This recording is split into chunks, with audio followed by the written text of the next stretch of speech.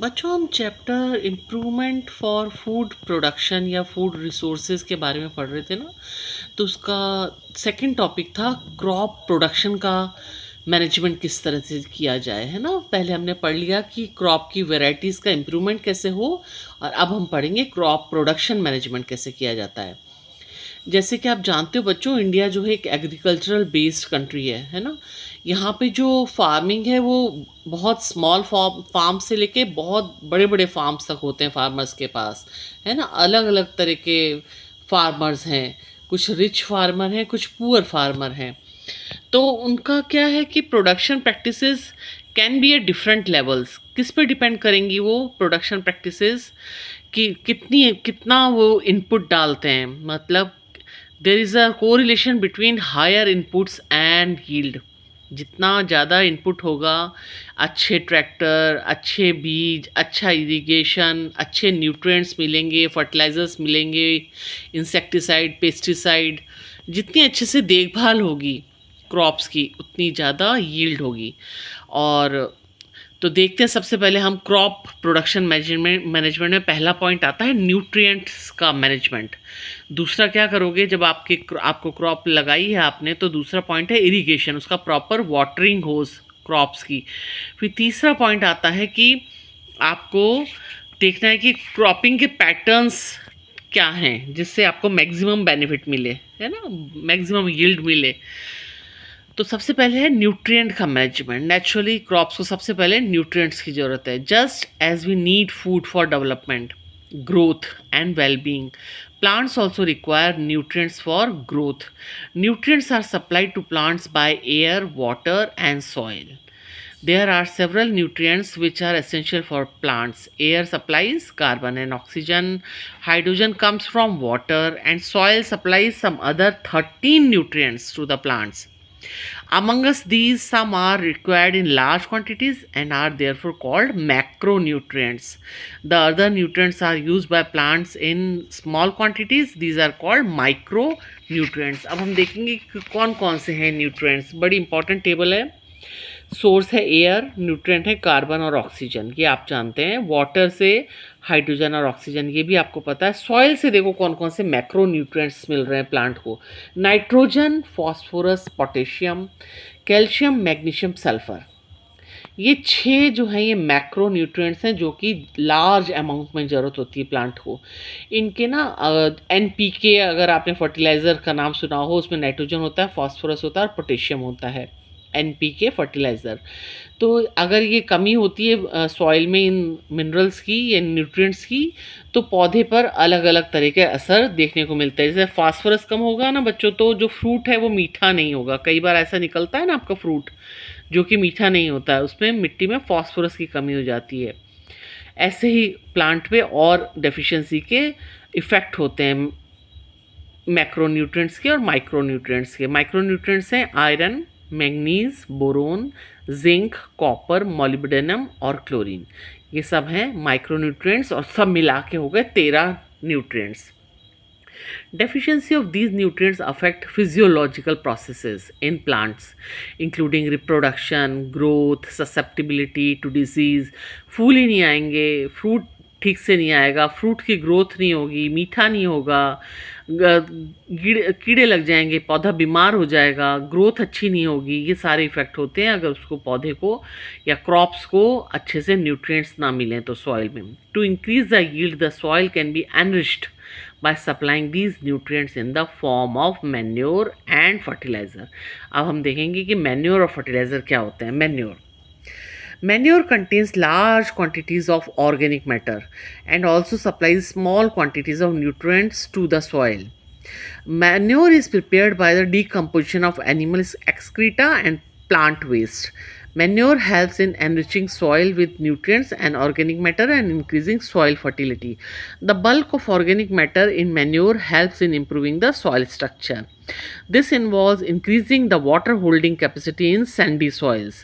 In clay soils, the large quantities of organic matter help in drainage and in avoiding water logging. तो जो manure है वो अलग अलग तरह से हेल्प कर रही है प्लांट की एक तो न्यूट्रिएंट्स दे रही है मिट्टी में, दूसरा अगर सैंडी सॉइल है तो उसकी होल्डिंग कैपेसिटी बढ़ा रही है, और अगर क्लेई सॉइल है तो उसमें से वाटर लॉगिंग से बचा रही है।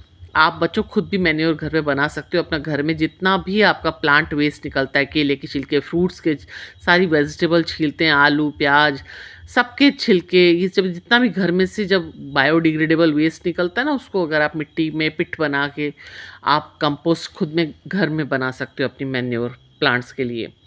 In using manure, we use biological waste material, which is advantageous in protecting our environment from excessive use of fertilizer। ठीक है, मैन्योर से क्या फ़ायदा हुआ कि आपके एनवायरनमेंट की रक्षा होगी, है ना। फर्टिलाइजर्स केमिकल्स के बने होते हैं ना। Using biological waste material is also a way of recycling farm waste. तो बायोलॉजिकल वेस्ट मटेरियल को यूज़ करने से आप एक तरह से उसका रिसाइकलिंग भी कर रहे हो, तो डबल बेनिफिट हो गया उसका। Based on the kind of biodegradable material used, manure can be classified. ये मैन्योर जो है दो तरह से क्लासीफाई की जा सकती है, एक तो कंपोस्ट एंड वर्मी कंपोस्ट, और दूसरी है ग्रीन मैन्योर, है ना। तो बच्चों, मैन्योर को यूज़ करने से देखा आपने क्या फ़ायदा हुआ। एक तो आपने एनवायरनमेंट को केमिकल के एक्सेसिव यूज़ से बचाया फर्टिलाइजर्स के, और आपके लिए भी अच्छी है ऐसी क्रॉप्स जिसमें मैन्योर यूज़ हुआ है, फर्टिलाइजर यूज़ नहीं हुए हैं, और उनको ऑर्गेनिक फार्मिंग बोलते हैं ना, आजकल बहुत प्रचलन में है। केमिकल्स नहीं जाते हैं उससे बॉडी के अंदर हमारी, और दूसरा जो वेस्ट प्रोडक्ट है वो भी यूज़ आ जाते हैं ना।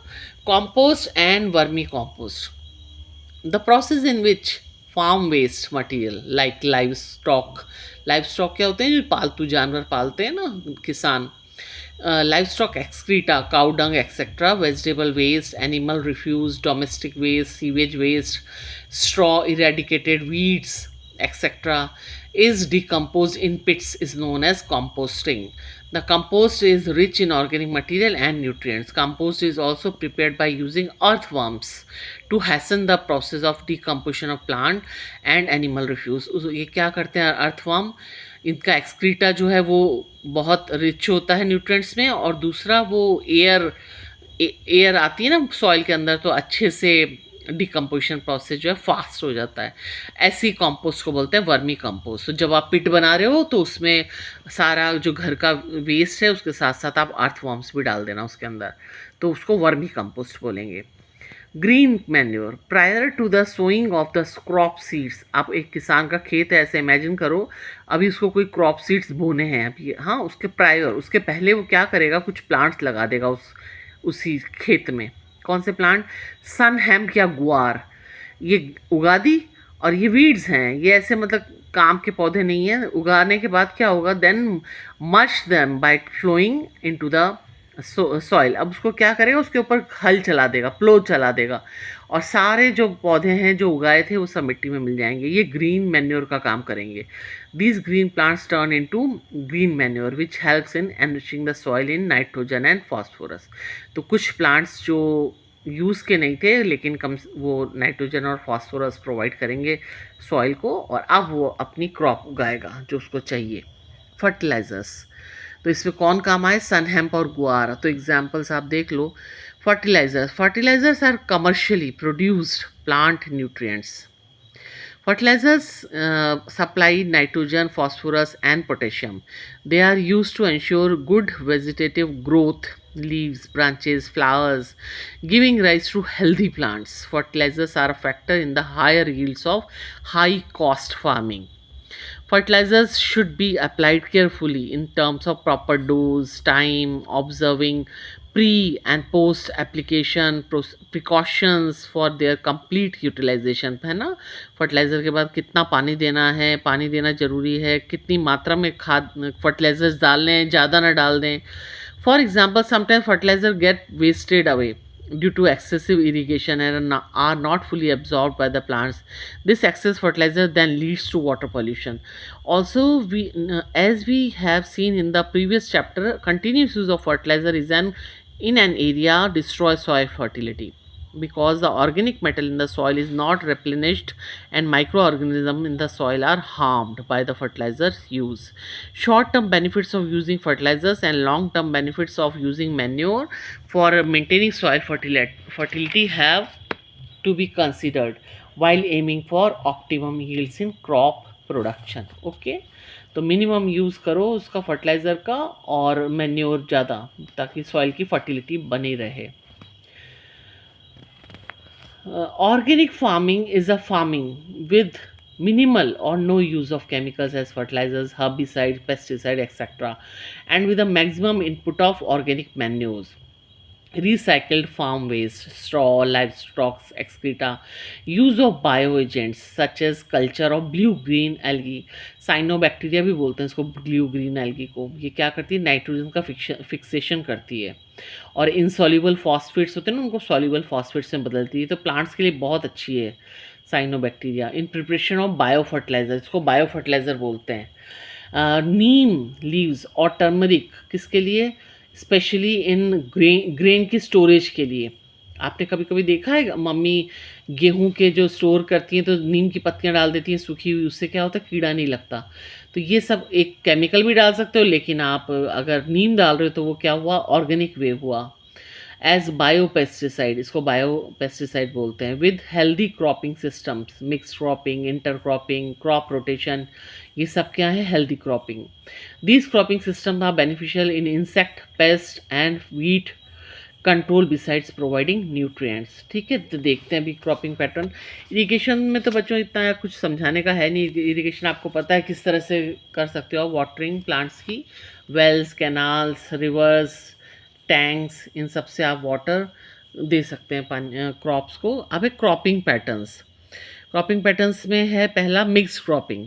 मिक्स क्रॉपिंग में क्या है, मान लीजिए आपका एक फार्म है तो उसमें हाफ में आप मान लीजिए वीट उगा रहे हैं तो हाफ में ग्राम उगा लीजिए, या फिर वीट उगा रहे हैं हाफ में तो बाकी हाफ में मस्टर्ड, या फिर ग्राउंडनट उगाइए तो आधे हाफ में आप सनफ्लावर उगा दो। इससे क्या होगा, इस मिक्स क्रॉपिंग करने से आपको एक अगर फसल फेलियर भी हो जाता है तो दूसरी तो कम से कम रहेगी, तो रिस्क कम हो जाएगा। और उसके अलावा हाँ बस यही है, रिस्क नहीं रहता उसके अंदर, है ना, और गारंटी हो जाती है सक्सेस की। इंटरक्रॉपिंग क्या है, इंटरक्रॉपिंग इज ग्रोइंग टू और more crop simultaneously on the same field in a definite pattern. इसमें क्या अलग अलग रो, ये देखो ये इंटरक्रॉपिंग है। इसमें तो 2 रो अगर गोभी की है तो 2 रो दूसरी किसी प्लांट की है, फिर 2 रो गोभी की, इस अलग गोभी है, ये कैबेज है और ये कॉलीफ्लावर है। तो इस तरह से इसको बोलते हैं इंटरक्रॉपिंग, है ना। A few rows of some crop alternate with few rows और rows of second crop. Example soybean plus maize, और फिंगर मिलेट, बाजरा और काउपी, लोबिया साथ साथ में लगा दिया।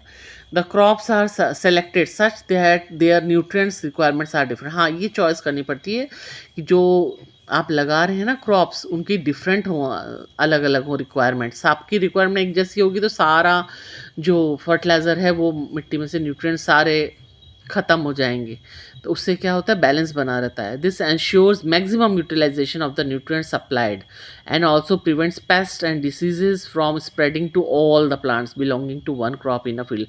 एक पर्टिकुलर कीड़ा अगर एक ही तरह की क्रॉप को खाता है, नुकसान पहुंचाता है, तो पूरी सारी क्रॉप आपकी ख़राब नहीं होगी, है ना, क्योंकि आपने दूसरी क्रॉप भी लगाई ना। This way both crops can give better returns. ठीक है, तो mixed cropping or intercropping are useful methods. The growing of different crops on a piece of land in a pre-planned succession is known as crop rotation. एक बार farm में एक crop लगाई, उसको जब cut गई, हार्वेस्टिंग हो गई, तो दूसरी क्रॉप लगाने का। Depending upon the duration, crop rotation is done for different crop combinations. The availability of moisture and irrigation facilities decide the choice of the crop to be cultivated after one harvest. If crop rotation is done properly, then 2 or 3 crops can be grown in a year with good harvest. ठीक है, last है आपका crop protection management, तो ये next video में पढ़ाऊंगा।